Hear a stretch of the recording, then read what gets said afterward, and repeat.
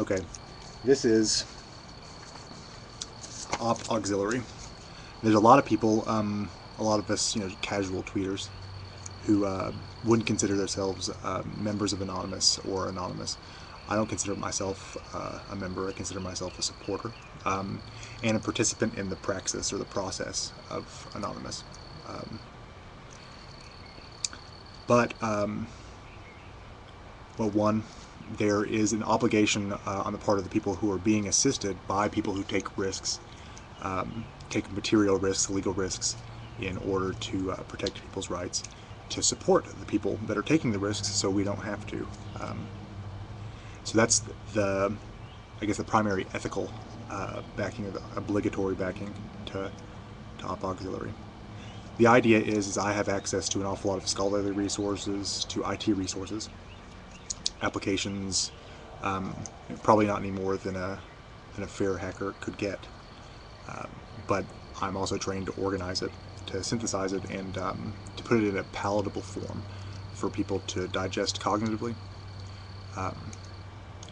The idea is to provide the members of Anonymous and the structures that they form, even if temporary, for individual operations. Specifically Op Metal Gear, I've been involved with preparing the wiki for that. The basic concept is rather frightening. For those of you who are not familiar with Op Metal Gear, surely everybody's heard the HB Gary leaks, and I haven't read all of the emails. I've looked at the patent for, I believe it was the Northrop Grumman patent contract, the artificial intelligence software. The idea is to create online personas that can be controlled multiples to an individual human agent. So there would be 50 of them for 5 agents according to the patent. There are 10 online personas. I may be getting these numbers wrong. I think it was 10 online personas for each of the 5 agents. That's 50 people controlled by 5. The function of these people is something called C4SIR, which is an acronym that I should have copied and pasted because I can't remember what it stands for. Communications,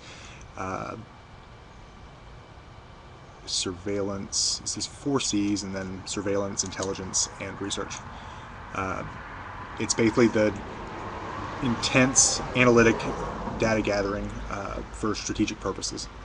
And right now, we have every reason to think that the United States government is spying on you and spying on your children and your grandmother if they have a Facebook account.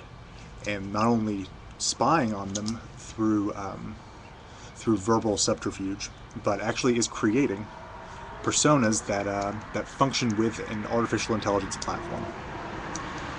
I've been studying the artificial intelligence platform and the basic modalities of artificial intelligence in general as it relates to this program.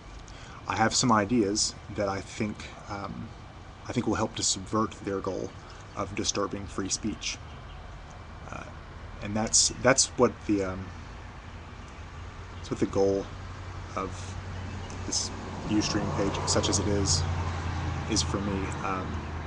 There has to be a place where people can practice fearless speech. You cannot be afraid of a penalty for telling the truth. And unfortunately, statutes of government don't uphold that practice. Statutes of government have a tendency to be self-protective.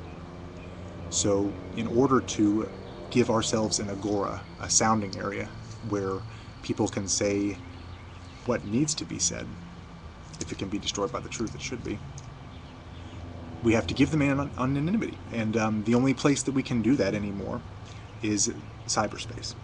Cyberspace is a vast domain, an ever-evolving and ever-growing domain. It's an infinite universe. And it will be controlled by people that have the resources to control it if the people who are going to be controlled don't fight back. Okay, I will be back again. I'm going to check on my Twitter, I guess, and see if anybody saw that.